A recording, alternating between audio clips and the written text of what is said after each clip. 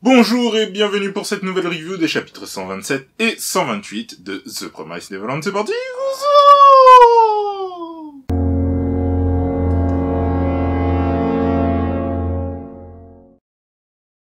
Il y a environ 700 ans, ça fait près de 2 ans qu'on ne peut plus se nourrir décemment d'humains. J'ai tellement faim.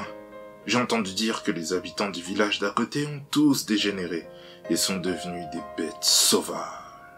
On ne va pas tarder à subir le même sort. Tout va bien.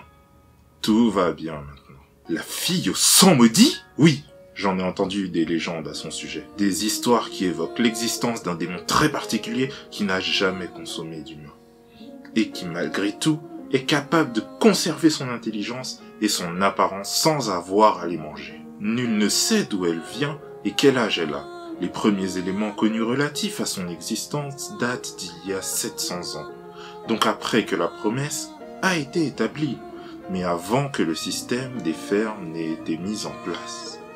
Elle était initialement évoquée comme une sauveuse des villages où sévissait la famine. Elle pouvait transmettre son pouvoir via son sang, et une seule goutte de son sang pouvait accorder à celui qui en bénéficiait la même constitution que la sienne. Nani? Les démons qui consomment le sang de Musica sont capables de conserver leur apparence sans consommer d'humains? Oui. Et ils ont aussi le pouvoir de transmettre cette capacité aux autres démons. Et ça, c'est une information très importante. Vous imaginez le pouvoir qu'a Musica, l'importance qu'elle a? C'est complètement fou.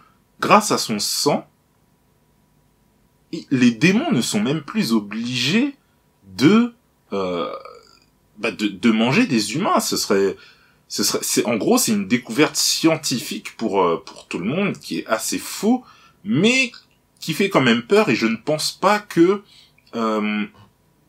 tous les protagonistes actuels aient vraiment envie qu'elle soit encore en vie et qu'elle propage un peu ce don.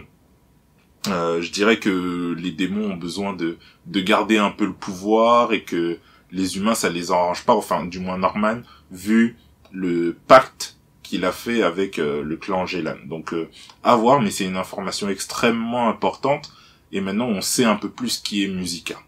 On continue. C'est ainsi que les villages avoisinants ont pu survivre et échapper à la famine. Puis ces rumeurs sont arrivées aux oreilles de la famille royale et des nobles, qui se sont donc mis à enquêter à son sujet. C'est ainsi que la famille royale et les 5 familles régentes ont capturé tous les démons concernés. Et ils tuèrent et dévorèrent tous ceux qui possédaient ce précieux sang. Je vous l'avais dit, ce pouvoir, il est pas forcément bénéfique aux démons. Attention. Ça signifie donc qu'à l'origine, Sonju ne faisait pas partie de ceux qui ne consomment pas d'humains. C'est sûrement l'un des survivants qui a été sauvé de la régression grâce au sang de Musica. Et j'en conclus aussi que la famille royale et les familles régentes sont désormais des exceptions au même titre que Musica. Exact. Pourquoi la famille royale et les familles régentes ont-elles tué et dévoré les amis de Musica? Elles avaient pourtant l'occasion de régler le problème de la famine. Parce que ça allait à l'encontre de leur intérêt. Quoi? La noblesse et la famille royale ont besoin des fermes pour réguler l'approvisionnement en viande humaine et asseoir ainsi leur autorité tout en maintenant les disparités et la hiérarchie entre les castes, et ainsi pouvoir gouverner comme bon leur semble. C'est la raison pour laquelle ils les ont capturés, tués et dévorés, pour garder le pouvoir entre leurs mains. Je me trompe, j'ai pris ma décision. On doit absolument les trouver et les tuer. Quoi? Non! Norman! Sonju et Musica sont des gens bien! Ce sont nos amis! Ils nous ont sauvés, je ne veux pas les tuer! Dans ce cas, allons-nous-en dans le monde des humains. Il nous suffit de trouver les 7 murs et établir une nouvelle promesse. On fera en sorte qu'ils nous poursuivent pas et puis ça sera réglé. On emmènera tous les humains avec nous, sans passer par le génocide. Écoute, Emma, le monde n'est pas aussi tendre que l'on puisse se permettre de vouloir le beurre et l'argent du beurre. Mais je ne veux pas que tu les tues. J'irai aux 7 murs pour établir une nouvelle promesse avec... Et de là, on trouvera une voie pour aller dans le monde des humains. Tu rêves les yeux ouverts, Emma. C'est un vœu pieux. Il paraît que c'est là où se trouve l'être suprême qui règne sur les démons. Mais ces fameux 7 murs sont introuvables dans le monde des démons. C'est une légende. On n'a aucune trace écrite à ce sujet. Pas même chez le clan Ratri. Mais je sais où sont les 7 murs. On a trouvé comment y aller il y a environ 1 an et demi. On a même rassemblé ce dont on aura besoin pour y aller. On est prêt à partir n'importe quand si les conditions le permettent. Quoi? Vous les avez trouvés? Ne t'en fais pas, tout ira bien. J'avais prévu d'y aller dans tous les cas. Comment ça, Daijobu? Mais enfin, ouvre les yeux! Le premier chef du clan Ratri a réussi à en ressortir il y a 1000 ans de cela. Ça signifie donc qu'il y a un moyen de s'en sortir. Et je le trouverai. C'est moi qui m'oppose à l'extermination des démons. Je me dois donc d'assumer mon choix et de porter ce petit fardeau. Tu sais, Norman, tu n'as pas besoin d'être un dieu. Alors tâche de revenir avant la mise à mort de la famille royale et des familles régentes.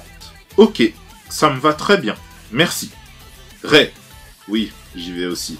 Tu peux compter sur moi. J'ai pris ma décision. Je sais ce que je dois faire maintenant. Plus jamais je ne laisserai Norman tout endosser, tout seul encore. Waouh, la discussion Emma, Ray, Norman.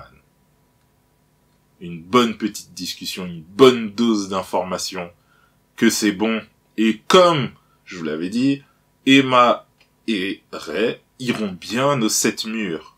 Bon, j'avoue que je pensais vraiment qu'il y aurait vraiment eu une espèce de tension plus dure encore que ce qu'on a vu là par rapport à Norman et Emma et Ray, mais bon, finalement ça allait, ils ont réussi à avoir une discussion assez adulte, et même malgré des avis opposés, mais voilà, en tout cas Emma et Ray sont en route pour les 7 murs, on sait pas trop ce qu'on va y découvrir, peut-être la rencontre avec celui dont on ne prononce pas le nom, on verra bien. Je ne sais pas comment ça va se passer.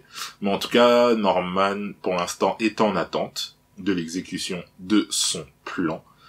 Le temps presse pour Emma. Elle doit faire vite. Mais en tout cas, ça va nous donner un début de dernier arc très très passionnant. Parce que je pense qu'il y aura d'abord la phase 7 murs. Puis ensuite, éventuellement une guerre, hein, même si je pense qu'elle aura lieu malgré le fait que Emma réussisse avec la mission des 7 murs. Donc bon, on verra bien comment ça va se passer. En tout cas, c'était très intéressant pour ce double chapitre. Hein. Et ben, on a hâte d'être au prochain, hein, en route vers les 7 murs avec Emma et les autres. En attendant, je vous fais des bisous. À très bientôt pour de nouvelles vidéos. Abonnez-vous si ce n'est pas déjà fait. Salabada!